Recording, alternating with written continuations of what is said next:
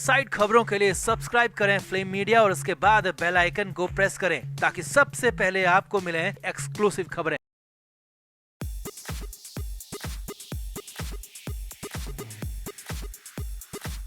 सुशांत सिंह राजपूत को दुनिया छोड़े 3 साल से ज्यादा का वक्त हो चुका है। 14 दिन 2020 का वो मनहूस दिन था जब सुशांत ने आखिरी सांस ली थी। सुशांत को लेकर कई तरह की थ्योरीज आई, कई सबूत सामने आए, कई गवाह भी आए, मगर अब तक भी केस में क्या हुआ, सुशांत के साथ क्या हुआ, किसने किया, कैसे किया, किसी को कुछ भी नहीं पता, क्योंकि सीबीआई की जांच बेहद ही धीमी रफ्तार से चल रही है। अब सीबीआई की जांच तो जारी है, लेकिन इस बीच दिल्ली हाई कोर्ट ने सुशांत सिंह राजपूत पर ये ऐसा फैसला दे दिया जिसके बाद सुशांत के पिता कोर्ट में ही रो पड़े और इसे रुलाने वाले फैसले ने सुशांत की बदनामी करने वालों की जीत तय कर दी है। तो क्या है ये फैसला, क्यों कोर्ट ने कहा सुशांत खत्म, तो उसके अधिकार भी खत्म, सब कुछ आपको दिखाते हैं, बताते हैं। आप इस वीडियो को शेयर करें और कमेंट करके अपनी राय जरूर दें कि कितना सही है ये फैसला, कमेंट जरूर करें। तो सुशांत सिंह राजपूत को लेकर एक या फिर दो नहीं बल्कि दसियों थ्योरीज आई हैं और कहा गया कि सुशांत सिंह राजपूत को खत्म किया गया। सुशांत के साथ रहने वाली रिया चक्रवर्ती पर आरोप लगे, सिद्धार्थ पिठानी पर आरोप लगे, दीपेश सावंत और सैमुअल मिरांडा पर भी आरोप लगे और यहाँ तक कहा गया कि इन लोगों ने पहले सुशांत को रख के डोज दिए और जब सुशांत किसी काम का नहीं बचा तो उसे खत्म कर दिया गया, उसके पैसे लूट ले गए, उसकी पूरी जिंदगी की कमाई अपने नाम कर दी गई, ऐसा आरोप लगाया गया। और वो दिन था 14 जून 2020 का दिन।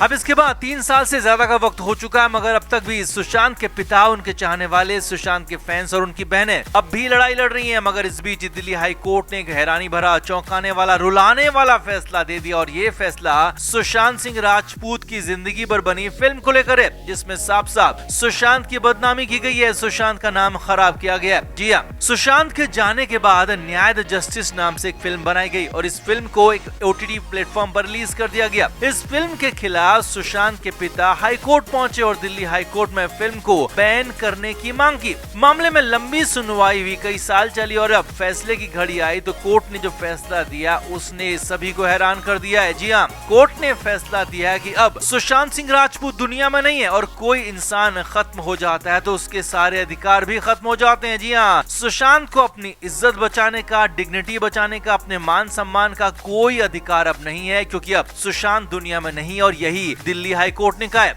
जी हाँ, कोर्ट ने साफ तौर पर कहा कि फिल्म पर बैन लगा नहीं सकते हैं और ये मान भी लेते हैं कि अगर सुशांत को फिल्म बदनाम करती है, इस फिल्म से सुशांत की मानहानि हुई है, तो भी अब सुशांत का कोई अधिकार अपनी मानहानि पर नहीं रह जाता, क्योंकि सुशांत खत्म तो उसके अधिकार भी खत्म।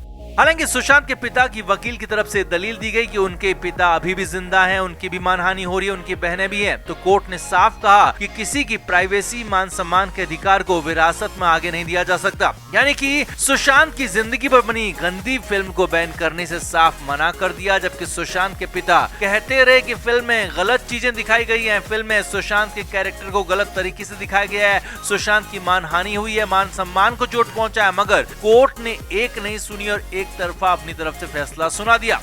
अब खबर है कि फैसला सुनने के बाद कोर्ट में मौजूद सुशांत के पिता वहीं पर रो पड़े। हालांकि अब तक उन्हें आस थी कि उनके बेटे को लोग अच्छी बातों के लिए याद रखेंगे, मगर उनके नाम से बनी फिल्म में उन्हें बेहद ज्यादा गंदे तरीके से दिखाया गया। हालांकि वकील ने कोर्ट में सुशांत के पिता को संभाला। अब अभी तो फिलहाल साफ नहीं है, लेकिन हाँ, माना जा रहा है कि सुप्रीम कोर्ट में से लेकर अपील की जा सकती है। मगर फिलहाल जो हाई कोर्ट ने आदेश दिया है सुशांत सिंह राजपूत को लेकर, वह हैरानी भरा है, क्योंकि ऐसा सुशांत के साथ होगा ये किसी ने नहीं सोचा था, उनके पिता ने नहीं, उनकी बहनों ने नहीं और उनके फैंस ने तो बिल्कुल भी नहीं सोचा था कि इस तरह का फैसला सुशांत को लेकर आएगा। तो ऐसे में क्या मान लिया जाए, क्या अब आगे सुशांत सिंह राजपूत के लिए और रास्ते भी मुश्किल हो गए, यानी कि सुशांत के इंसाफ में अब कांटे नजर आ रहे हैं। क्या अब सुशांत को इंसाफ मिल पाएगा या नहीं मिलेगा, कमेंट बॉक्स में आप भी जरूर बताएं, वीडियो को शेयर भी करें।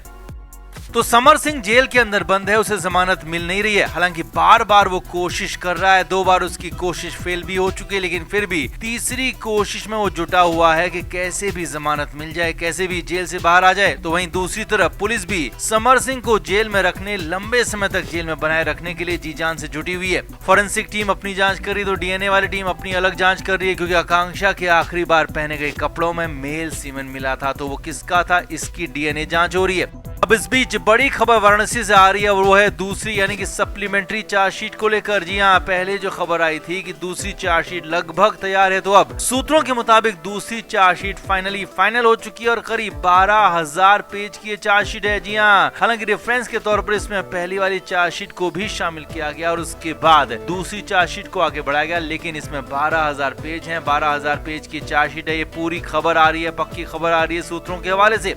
सूत्रों के मुताबिक पुलिस ने दूसरी चार्जशीट दाखिल करने के लिए वक्त भी मांग लिया और इसी महीने की तारीख भी तय हो गई है। जुलाई महीने की 24 तारीख को इसके लिए मुकर्रर किया गया है। 24 जुलाई सोमवार का वक्त फिलहाल मांगा गया और उसी दिन कोर्ट में चार्जशीट दाखिल की जा सकती है। और सूत्रों के मुताबिक तय मानिए कि 24 जुलाई की तारीख मिल जाएगी और तारीख मिली तो फिर तय है कि आकांक्षा केस में बहुत जल्द बहुत कुछ बड़ा होगा, क्योंकि चार्जशीट में इस बार बहुत कुछ होने की बात कही जा रही है। क्योंकि अब तक सिर्फ बात हो रही थी, लेकिन अब कंक्रीट एक्शन सामने दिख रहा है। 24 जुलाई सोमवार की बात आ रही है। 24 जुलाई को अगर चार्जशीट फाइल हो जाती है तो फिर इस मामले में बड़ा एक्शन होगा, क्योंकि समर सिंह के लिए फाइनली उल्टी गिनती शुरू हो गई है।